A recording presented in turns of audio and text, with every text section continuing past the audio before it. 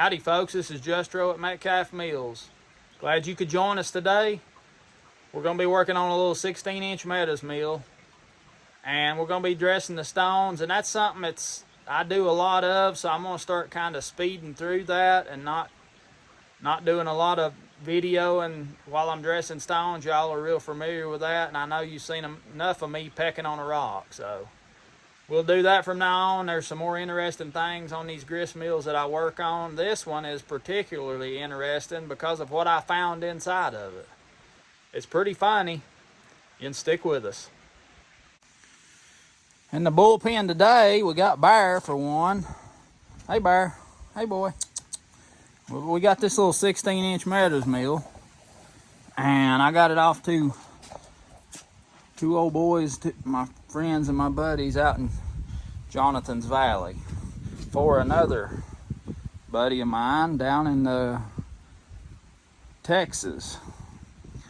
And we're going to dress the rocks in this little mill, run it, make sure everything's doing good, grinding good. It's a 1943 model 16-inch Meadows Mill, and it's one of the most solid, as far as the wood goes, it's one of the most solid little mills that I've ever seen. The wood is just so good on it. I mean, it's just, everything is just so good. It's just faded. It's just faded, that's all. And my buddy Kip down in Texas, he's excited to get this little thing. So we're gonna dress the rocks, make sure everything's good as far as that goes, kind of check over everything else, and send it to him. But I was going to show you, when I opened this mill up, right down in here in the fan, this fan that blows a current of air across the grain as it falls down into the rocks, this little pair of, I guess you'd say, boxer shorts was stuffed down in there. And I would sure like to know the story on these. See, they got little dinosaurs, and some little boy somewhere lost his boxer shorts. So if you know anything about these boxer shorts, let us know, will you? Pretty interesting. But I'm going to send these shorts along with the mill to Kip down there in Texas, and I'm going to see if they'll fit him, since this is his grist mill. I'll let you know on that. Anyway, we're going to fire it up, hook a belt up, and dress the rocks.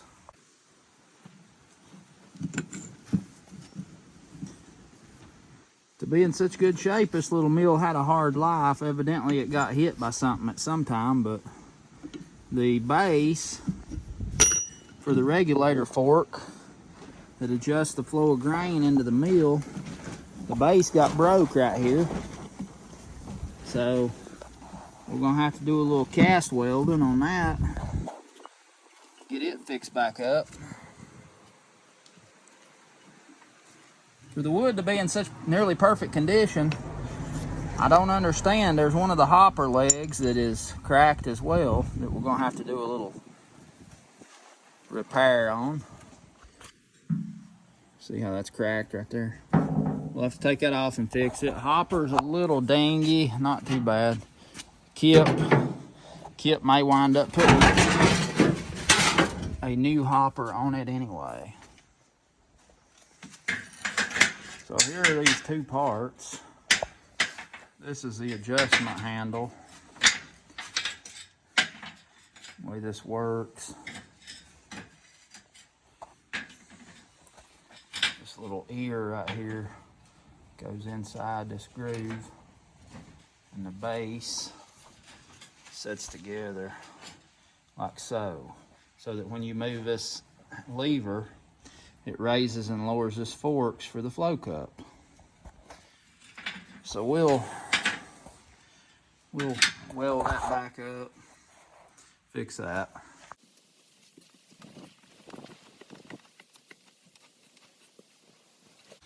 Rocks are slick.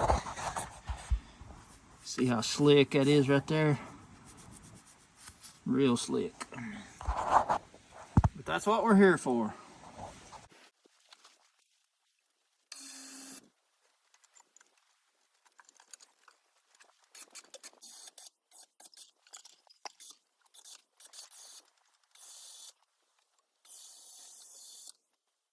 Now we can see what we're looking at.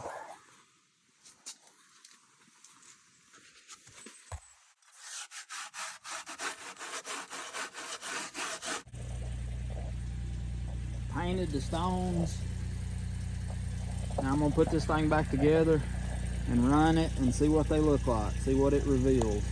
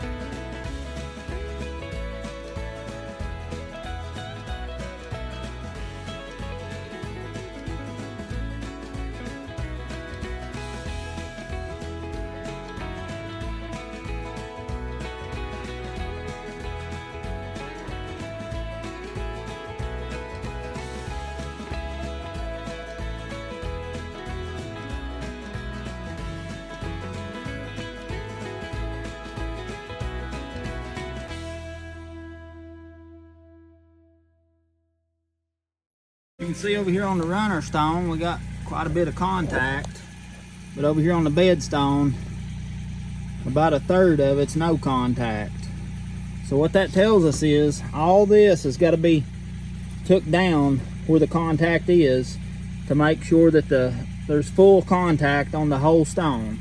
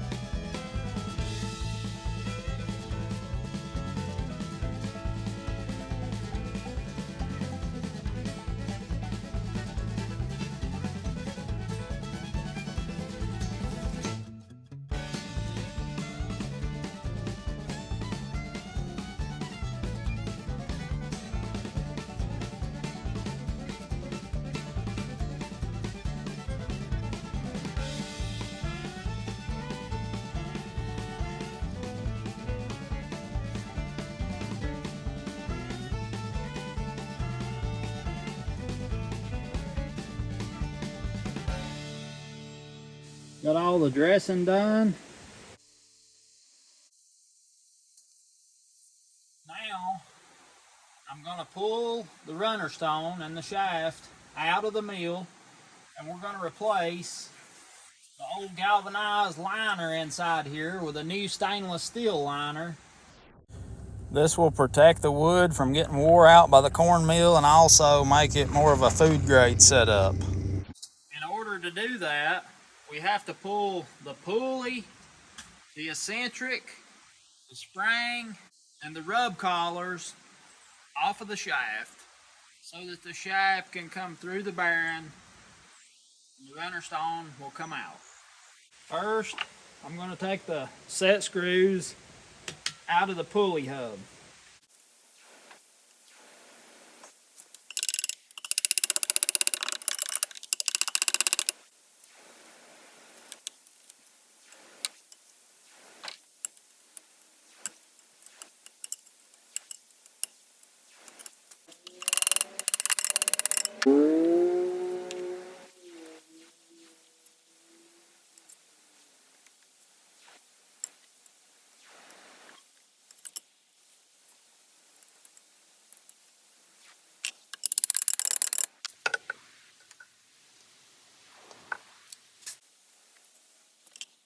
Pulley's loose on the shaft now.